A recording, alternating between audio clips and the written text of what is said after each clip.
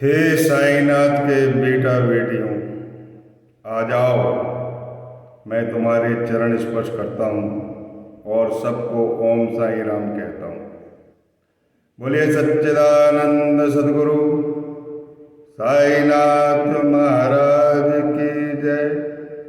17-18, 16-17 और 17-18 ये दो अध्याय हैं। ये आत्म कल्याण के अध्याय हैं। इनके अंदर की जो कथाएं हैं वो आत्म में उन्नति लाने की कथाएं हैं और सभी कथाएं आपने प्रेम पूर्वक सुनी। जो भी इन कथाओं को सुनेगा उनका आत्म कल्याण होगा और ईश्वर से अभिन्नता प्राप्त होगी। 18-19 में हेमांत पद पर वो चाहते थे कि दिन भर ईश्वरीय चिंतन में मेरा दिन बीते। साईनाथ महाराज ने उनकी मनोकामना पूरी की।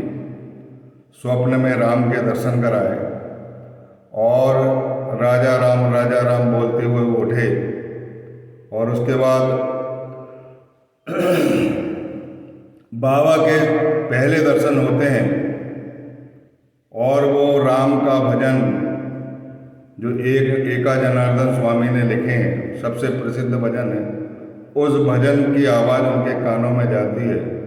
उनका अंतःकरण द्रवित हो जाता है और वो बाबा की जो अगाध कार्य प्रणाली है उससे परिचित हो जाते हैं। रोम रोम में उनकी भक्ति दौड़ने लगती है और आंखों से आंसू बहने लगते हैं और बहुत सुंदर दिन व्यतीत होता है। उस कथा को आपने द्वारका माई में सुना और अभी भी बाबा निंदा के संबंध में बहुत ही उत्तम उपदेश देने वाले हैं।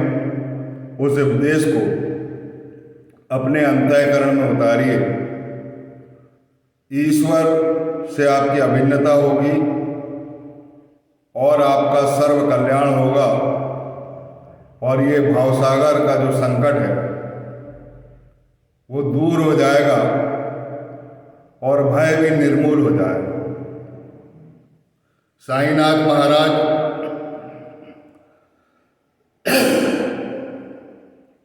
निर्भय होकर किसी भी समय उपदेश दिया करते थे। एक व्यक्ति द्वारका माई में बैठता था और जैसे ही बाबा द्वारका माई से बाहर जाते हैं तो वो बुराई करना चालू कर देता था।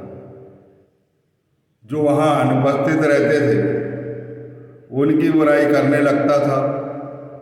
गांव में कुछ लोगों की बुराई करता था। उसका काम ही था बुराई करना और आनंद लेना। यहाँ तक कि वो अपने भाइयों को भी बुराई करने में नहीं छोड़ता था और ऐसी ऐसी बातें करता था कि श्रोतागण को सुनने में भी लज्जा आती थी। जब उनसे असहनीय हो गया तो बाबा ने अंतर्ज्ञान से जान तो लिया था उसको। तब बाबा ने सोचे कि इसको उपदेश देना बहुत जरूरी है। एक बार वायु सेवन करने बाबा जा रहे थे और उसी समय वह व्यक्ति मिल गया। बाबा ने उसे पकड़ लिया।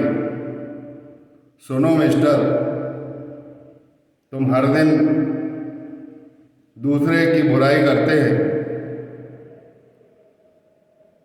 दूसरे की बुराइयों को धोते हो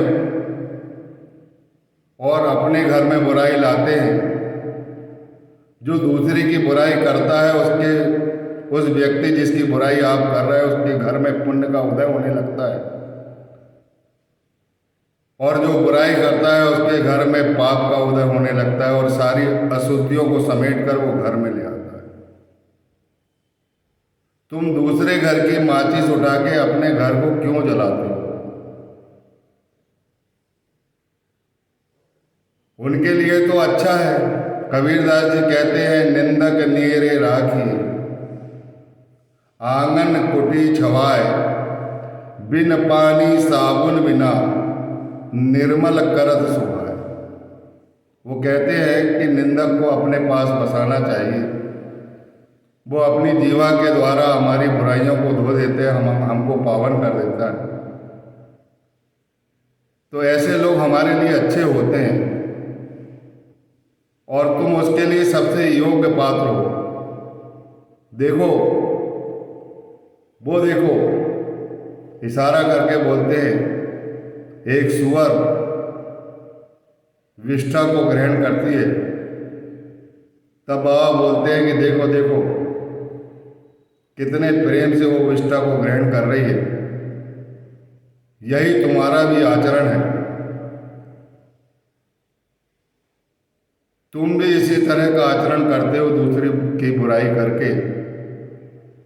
और जब इस प्रकार का तुम्हारा आचरण रहेगा तो शिरडी तुम्हारी क्या मदद करे। ये तन बहुत मुश्किल से प्राप्त होता है। इस देह से यदि उत्तम काम नहीं किए गए,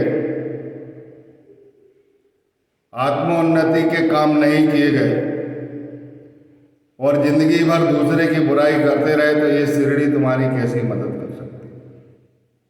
और तुम अपने भाइयों की बुराई करते हो, इससे फायदा क्या है तुम्हें? उसका मन द्रवित हो जाता है, अंतःकरण में उसके सुधार आता है। बाबा इतने उदाहरण देते हैं, वो हृदय में तीर जैसे उसके भिद जाते हैं। और बाबा की एक विशेषता है, चाहे कितना ही पापी हो, महाकुटिल खलकामी हो, बाबा उसको रास्ते पर ले आते हैं। तुमने पिछली कथाएं देखी हो, एक कंजूस व्यक्ति को उन्होंने ब्रह्म ज्ञान दे दिया, एक धनाढ़ व्यक्ति को जिसके यहाँ संतान नहीं थी संतान दे दिया, कई लोगों के दुख दर्द हर लिए। भागोजी सिंधे के कोड़ को उन्होंने मुक्त कर दिया और मुक्ति दे दी। तमाम बातें हैं बाबा के अंदर, और बाबा का हृदय जो है वो करुणा से भरा हुआ है। उसके अंतःकरण में सुधार आता है और वो मन ही मन वो भी गाने लगता है, बुरा सो देखन मैं चला, बुरा न मिलिया कोई, जो तन खोजा आपनो, मुझसे बुरा न कोई कबीरा, मुझसे बुरा न कोई। उसके अंतःकरण में सुधार आ जाता है। बाबा का यह वैशिष्ट है, जब नीम जैसे स्थायी कड़वा स्वभावधारी पेड़ को वो मीठा कर सकते हैं, उसकी पत्ते को मीठा कर सकते हैं, सुधा श्रावण वो कर सकती है और दूसरों के लिए इलाज के काम आ सकती है, तो आदमी कितना ही कड़वा स्वभाव वाला क्यों ना हो, दुष्ट और अधार्मिक जनों की संगति करने वाला क्यों ना हो, तमाम पापों से भरा हुआ पाप का पुतला क्यों ना हो, मेरे बाबा के सामने जब भी आंख से आंख मिलाएगा ना, तो उसके तमाम पाप, तमाम संकट सब छीण होने लगेंगे। पूर्व जन्म के पाप बाबा अपने दर्शन से ही दूर कर देते हैं। बोलिए सच्चिदानंद सद्गुरु साईनाथ महाराज की जय। भाई की बुराई के संबंध में मुझे अपने भाई की याद आ गई, बचपना याद आ गया। मजदूरी करके और एक भैंस थी, उसके दूध बेच के हम लोग भाई बहन पढ़ाई लिखाई करते थे।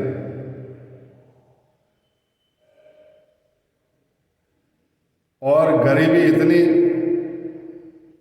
थी कि मैं सप्ताह में एक बार नहाने के लिए हमको साबुन मिलती थी।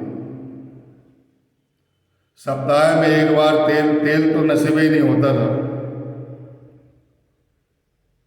और चावल जो है वो कभी कभार त्योहार में हमारे घर में क्योंकि हमारी बाड़ी में जो नमी वाली जगह है वो थोड़ी सी जगह थी। साल भर के लिए वो जो धान होती थी उसमें 25-30 किलो चावल निकलता था। उस चावल को साल भर हमारी माता पुराती थी। हमारी बुआ जो है वो धनाढ़ घर की थी, अच्छे घर में थी, जमीन जायदाद वाले थे, बहुत सारा चावल अनाज सब ईश्वर की कृपा थी वहाँ पर। हम दोनों भाई बहुत छोटे थे और ये चर्चा मुझे इसीलिए याद आ गई कि अभी अभी मेरा भाई मुझसे मिलके गया है और हमने पिछली यादें करें। तो भाइयों में कितना प्रेम रहता है उसके लिए मैंने ये बताया कि बुराई करने से कोई फायदा नहीं, प्रेम बना के रहोगे तो ईश्वर तक आपका प्रेम जाएगा और ईश्वर को प्रसन्नता होगी। हम तीनों भाई अभी बैठे थे, हमारे भांजे की शादी में आए थे और हमने दिन भर उनसे वार्तालाप किया। तो हमने सब पिछला अपना अतीत जितना था बहुत बातें की, बहुत प्रसन्न हुए हम। तो हमारी माँ कहती थी कि बुआ के घर मत जाना, उनके यहाँ रोज चावल बनता था। मैंने कहा हम क्यों जाएंगे, जो हमारे घर में वही खाएंगे। फिर मैं अपने भाई से बोलता था चल यार, अपनी बुआ ही तो है। जाते थे पीछे से, घर पास ही में था, सुगंध आती थी हमको चावल की और वो सुगंध हमसे सही नहीं जाती थी। हम बुआ के घर जाते थे, हमारी बुआ समझ जाती थी कि ये दोनों बच्चे चावल दाल खाने के लिए आ गए। हमको पेट भर दाल चावल वहाँ खाने को मिलता था और इधर माँ के पास आकर कहते थे अब इन्हें भोजन नहीं किया। देखिए हम उस समय की याद करते हैं। एक बार हम दोनों भाई शादी में गए और बारात में की व्यवस्था, जहाँ जनवासा देते वहाँ तेल साबुन सब चीज़ बढ़िया रखी रहती है। मैंने अपने भाई से बोला कि यार अपने को हफ्ते में एक बार तेल लगाने को मिलता है, इतना तेल लगा लो कि एक हफ्ते तक अपने को तेल की जरूरत नहीं पड़ेगी, क्योंकि अपने को साबुन तो एक हफ्ते में एक बार मिलती है, हफ्ते में धो लेंगे। तो हम लोग पिछली याद करके इतना प्रेम, कभी कभी ये प्रेम की वार्तालाप करते थे, हमारे आंख से आंसू भी निकल जाते थे। तो ऐसा प्रेम भाइयों से रहना चाहिए। यदि आप ऐसा अपने भाई बंधुओं और नाते रिश्तेदारों और अतिथियों से प्रेम रखोगे तो श्री हरि प्रसन्न होकर आपका आत्मा कल्याण करेंगे, आपके सारे संकट हरेंगे, भय आपके घर कोसों दूर रहेगा और सिद्धियां आपके घर आएंगी। आपके यहाँ कोई तकलीफ नहीं होगी, यही बाबा का उपदेश है। और अपने भाई बंधुओं को हमेशा याद करा करो, पिछली बातों को सोचकर याद करा करो कि हम लोग कैसे छोटे छोटे थे और कैसे बड़े हुए। यह दृष्टांत मुझे नहीं बताना था, लेकिन भाई की बुराई निकल गई और बाबा को उपदेश देना पड़ा। उस उपदेश के साथ यह मेरे मन में बात आई कि मैं अपने भाई की बात जरूर बताऊंगा। सबसे बड़े भाई की नौकरी लगी, 90 रुपये तनख्वाह मिलती थी उसको और 80 रुपये हम दोनों भाइयों को पढ़ाने के लिए भेज देता था। इसीलिए बोलते थे हमारे पिताजी कि भरत का प्रेम याद रखा करो, और जो भरत को याद रखता है उसके घर में नाते रिश्तेदार सब प्रसन्न रहते हैं, किसी की बुराई नहीं होती। और जो बुराई करते हैं वहाँ से सदगुरु भी हट जाता है और श्री हरि भी हट जाते हैं। इसीलिए आप लोगों से विनती है, जो कुछ ईश्वर ने दिया है उसका शुक्रिया अदा करो और जो कुछ बनता है उसका भोग लगाया करो और अपने भाई बंधुओं की याद करा करो और समय पर काम आने को होना, समय पर अगर किसी को कोई ज़रूरत पड़े तो अवश्य मदद किया करो, किसी की मत सुनना। अपने परिवार में भाई बंधुओं की बुराई कहीं नहीं होना चाहिए और कोई करता भी है तो उसे चुप करा लीजिए, क्योंकि श्री हरि कुपित हो जाएंगे और कष्ट हमने अपने को भोगना पड़ेगा। बोलिए सच्चिदानंद सदगुरु साईनाथ महाराज की जय। तो साईनाथ महाराज ने यही समझाया है कि किसी की भी निंदा मत करो, मैं ही सर्वभूतों में व्याप्त हूँ, सारे चराचर जगत में व्याप्त हूँ, जड़ चेतन में व्याप्त हूँ और व्याप्त रहने के बाद भी अनंत हूँ। अगर तुम अपने भाई बंद की बुराई करोगे तो मैं तुम्हारी सहायता कैसे करूँगा? मैं श्रीहरि से क्या कहूँगा?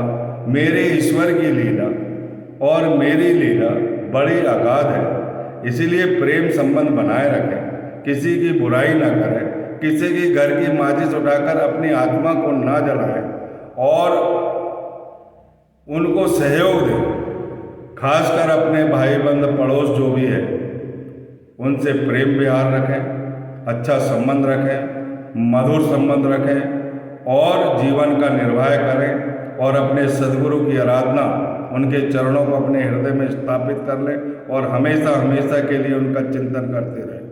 और श्रावण मास चल रहा है, इस समय ईश्वर की आराधना पे ज़्यादा फोकस होना चाहिए, क्योंकि ईश्वर मनुष्यों के लिए ना जाने कितने प्राणियों के प्राण की आहुति दिलवा देते हैं, कितने प्राणी मर जाते हैं। बरसात होती है, कई जगह बाढ़ आती है, कई जगह जीव जंतु मरते हैं। तो ये तमाम चीज़ें सब मनुष्य के लिए ईश्वर करता है। इसीलिए साईनाथ महाराज कहते हैं, ईशावास्यमिदं सर्वम, सब जगह मेरी सर्वव्यापकता के दर्शन करो, उसका पूजन करो, उसका आदर करो, उसका सम्मान करो। यदि कोई पास में आता है, ना देने की इच्छा है, बिल्कुल मत दो, लेकिन उसको धुतकारो मत, उसका अपमान मत करो, अपनी जीवा से किसी को गाली मत दो। और जो अतिथि घर में आता है उसको अपना भोजन कराओ और दहलान दो विश्राम करने के लिए। श्रीहरि आपके घर में आएंगे, प्रसन्न होंगे, माता लक्ष्मी की वर्षा होगी। चिंता करने की जरूरत नहीं है, केवल सद्गुरु की आराधना करते रहो, सारे देवता आपके घर विराजमान होंगे। और किसी की बुराई मत करो, सबके अंदर ईश्वर है। अगर कोई बुरा भी करता है तो उसको सुधारने वाला है ना अपना साईनाथ महाराज, उस पर कृपा करेंगे। और साईनाथ महाराज से विनती करिए कि मेरा पड़ोसी बहुत दुखी रहता है, उसकी मदद करो, उसके आचरण में सुधार लाओ। ऐसी विनती, परोपकार, परहित सरिस नहीं, परहित सरिस धर्म नहीं दूजा, बाला धर्म अपनाओ, आपका कल्याण हो जाएगा। बोलिए सच्चिदानंद सद्गुरु साईनाथ महाराज की।